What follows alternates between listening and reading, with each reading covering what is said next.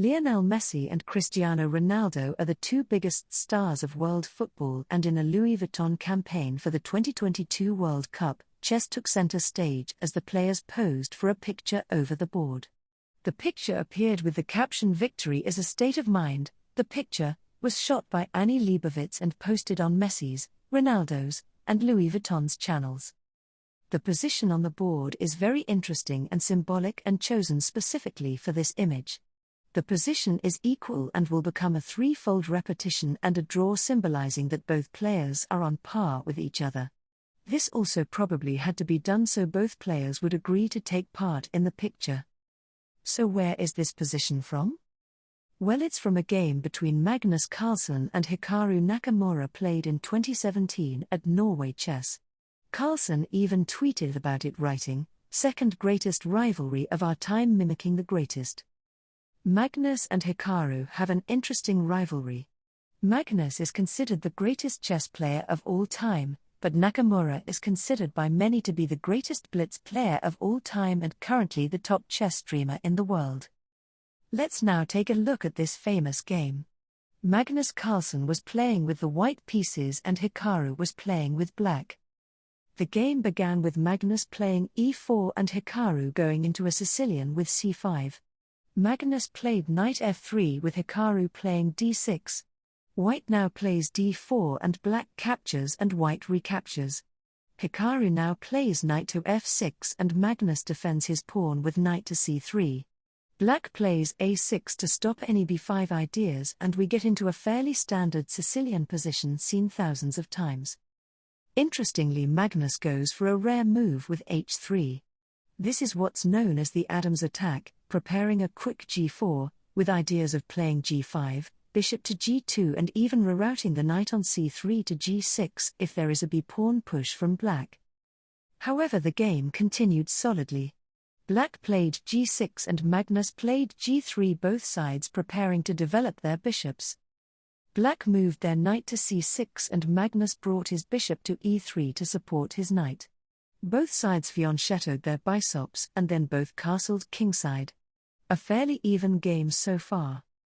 Hikaru played an interesting knight to d7, opening the bishop on g7, and perhaps preparing a b-pawn push followed by a knight to b6 or knight to c5. Other options are also black can strike with e5 and f5 fairly quickly. So this move is very flexible.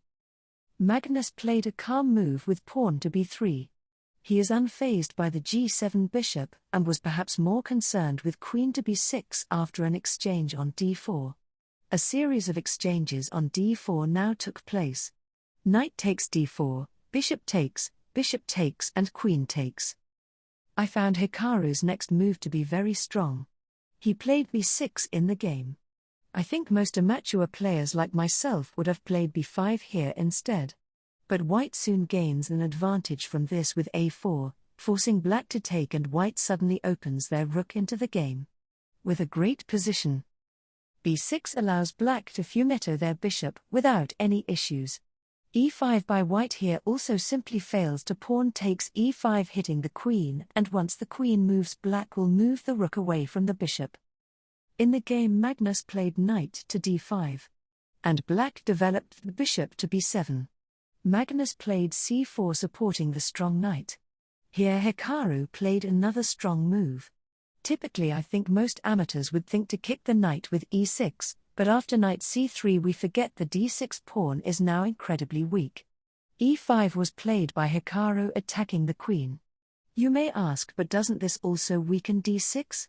It does, but if white plays queen to d2 for instance, black can equalize with bishop takes knight, queen takes bishop, knight to f6, queen to d3 and queen to c7.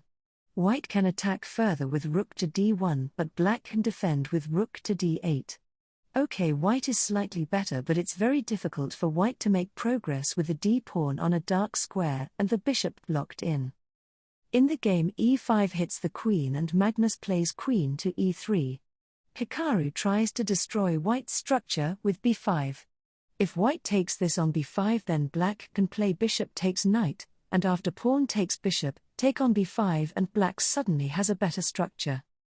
After b5, Magnus reinforces c4 with rook to c1. Black takes on c4, rook recaptures and black now takes off the powerful knight on d5. Pawn takes d5 is played with black now playing a5, trying to tie down white's two passed pawns. Magnus continued normally by doubling rooks and Hikaru now has control of the dark squares and blocks with knight to c5. White played an interesting a3 to prepare before. Interestingly, black could actually continue with a4 here, because after before, black can play knight to b3 and after rook to f1 and knight to d4 black's knight is impossible to budge without an exchange sacrifice. Instead Hikaru chose to counter with f5.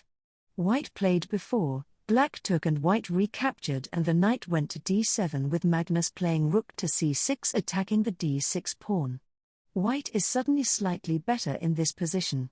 If black plays passively now with queen to e7, white may just secure their advantage with b5 and after rook to b8 just play b6 and it's looking rather dangerous for black. Instead Nakamura chose to counterattack and played f4 attacking white's queen. Pawn takes f4 was played followed by pawn takes f4. Magnus played queen to e6 check with black blocking with rook to f7. The pawn on d6 is now lost. Note that's very important, white takes with the queen. Taking with the rook leads to messy complications. For instance, after rook takes pawn, there is f3 from black. If the bishop moves to f1 then suddenly black is winning with queen to g5 check. King to h2 and rook to a2 threatening the f2 pawn. After f3 perhaps white could play bishop takes f3. But again queen to g5 check comes hitting the king and the rook at the same time. If king to h2 black doesn't take the rook but plays queen to f4 check ensuring they can take the bishop of the rook with a check. So this position is very complex. A minor mistake by either player can lose the game. Magnus takes on d6 with the queen and Hikaru counters with queen to g5 threatening f3. Magnus sidesteps the pin, and black plays f3 anyway threatening checkmate. The bishop is forced to f1 and Hikaru moves his knight to f6. Magnus moves to e6 with the queen, a multi-purpose move stopping knight to e4 or g4 ideas, and pins the rook on f7. Black therefore unpins the rook with king to g7. After this move the computer suggests white's real chance here is to play pawn to d6. Black has to play took to e8, forcing white to move their queen to c4. However, after rook to e4, queen to c5 and rook to e5, this could just simply be a repetition of moves as neither side has any better options. In the game Magnus played rook to c7, black exchanged rooks and white took with the rook and black hid their king to h6. Queen to e7 here looks very tempting but actually loses to rook to a1. If white tries queen to g7, it doesn't work due to king to h5, queen takes h7, knight takes h7, rook takes h7 check as black has queen to h6 and after rook takes queen king takes rook and king to g1 black just hoovers the pawns up with rook to d1. Due to the power of the black rook coming to either a1 or a2 Magnus is forced to play queen to e1. Hikaru plays rook to a2 anyway, threatening a cheeky rook to e2 tactic which would divert the f1 bishop away from g2. If white tries d6, black could play rook to e2 or even a move like knight to g4, and after pawn takes knight there would be a repetition with queen to h4 check, king to g1 and queen takes g4. In the game Magnus played rook to e7 to guard e2. Again though Hikaru finds a drawing line with knight to g4 threatening the pawn on f2. Magnus is forced to take on g4 and once this happens there is a repetition and a draw is agreed by the players.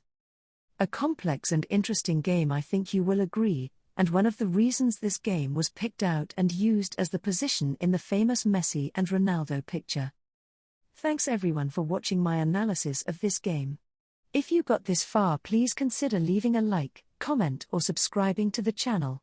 If you have an idea for a chess video you'd like to see, please do leave a comment below. See you next time.